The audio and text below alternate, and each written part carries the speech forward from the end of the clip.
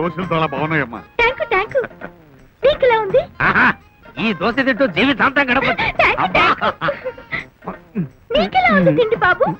బొమ్మాడం బొమ్మాడం. Tank tank అంటున్నావు? ఏం tank? Water ట్యాంకా పెట్రోల్ ట్యాంకా? ఇంగ్లీష్ ట్యాంక్. అయ్య బాబోయ్, సంకలో చీపురు కట్టేంటి? ఇల్లు ఉడుస్తున్నావా? కాదు, పెన మీద నూనె చీపురు తోటి ఇలా కదా తుడిచేది. ఎక్కడ సంపాదించావు ఈ చీపురు కట్ట? ఇంట్లో చూస్తే కనిపించలేదు, మరుగుదొడ్లో ఉంటే తీసుకొచ్చా. మరుగుదొడ్డ ఏంటే కలరాతో మూకుమ్మడిగా అందరిని చంపేద్దామని ప్లాన్ చేస్తున్నావా? బతికిపోయాను, నేను తినలేదు. నువ్వేంట్రా బాబాయ్ అలా మెక్కేస్తున్నావు? మనకు వాంచరాలేదా?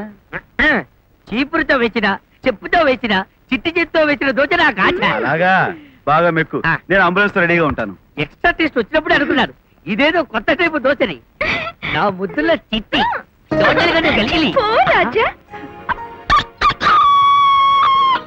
వరుస కన్నా చెల్లెళ్ళు దౌర్భాగ్యుడిగా సరసాలండి. అయ్యో రైట్, ఏమిటా పిచ్చి పిచ్చి చేస్తలు? ఆ పిల్ల మీద చేసావుంటే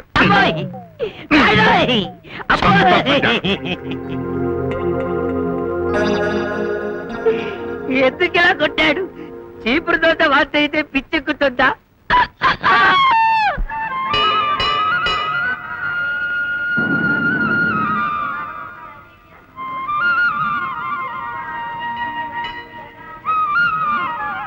పట్టుకో, దండం పెట్టుకొస్తాను.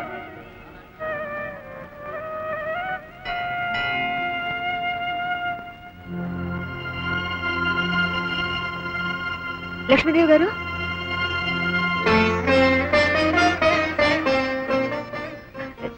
నమస్కారం అమ్మా. నేనమ్మా, గుర్తున్నానా? నిన్నెలా మర్చిపోతాను పార్వతి. బాగున్నావా? మీ దయ వల్ల, దేవుడి దయ వల్ల బాగానే ఉన్నానమ్మా.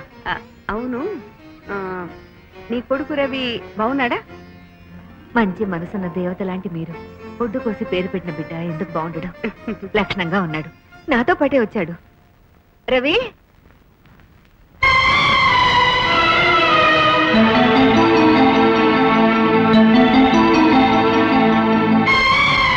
మనకు నానేవాళ్ళు ఎవరు లేరండి. మన ఫుట్పాత్ లైఫ్. ఈవిడెవరో తెలుసా? నీకెన్నోసార్లు చెప్పాను, గుర్తుందా? ఓ మహాతల్లి చలవలే నువ్వు ఈ లోకంలోకి వచ్చావని. ఆ తల్లేరా ఈ దేవత. నీకు పేరు పెట్టిన అమ్మరా.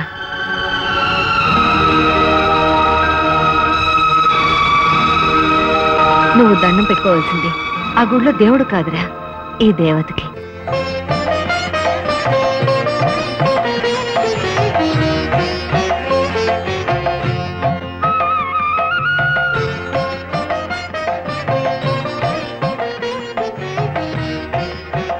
అమ్మా, మీ నిండు మనసుతో బాబుని దీవించండి.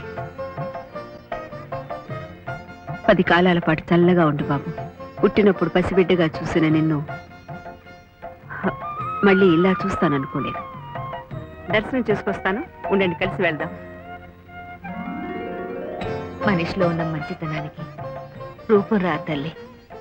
నేనెవరో తెలియకపోయినా ఆ రాత్రి వేళ నన్ను చెల్లిగా దగ్గరికి తీసింది, ఓ తల్లిగా పురుడు పోసింది, నా మీద ప్రేమ కురిపించింది. ఆవిడ సంసారం 10 కాలాల పాటు చల్లగా ఉండాలిరా, చల్లగా ఉండాలి.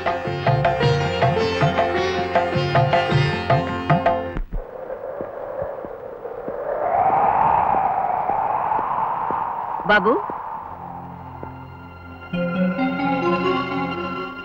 రా బాబు, భోంచేద్దు గాని. నేను అమ్మా అయ్యా లేని వాడివి. నీ ఆకలి తెలుసుకుని అన్నం పెట్టాల్సిన బాధ్యత నాకుంది. రావయ్యా.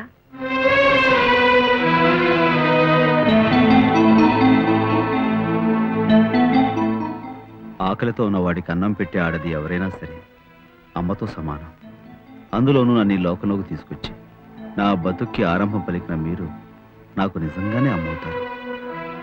అలాంటి మీతో అబద్ధం చెప్పినందుకు నన్ను మన్నించండి. చెప్పిన అబద్ధం ఒప్పుకున్నందుకు చాలా సంతోషం.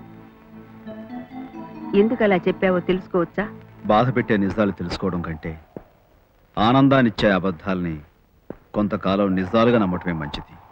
చెప్పేది అబద్ధమని తెలియనంత కాలం నమ్ముతూ బతకచ్చు.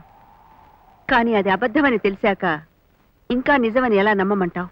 అలానే కదమ్మా. అమ్మా, ఆ పిలుపు నీ మనసులోంచి వచ్చిందైతే ఈ అమ్మతో నిజం చెప్పు.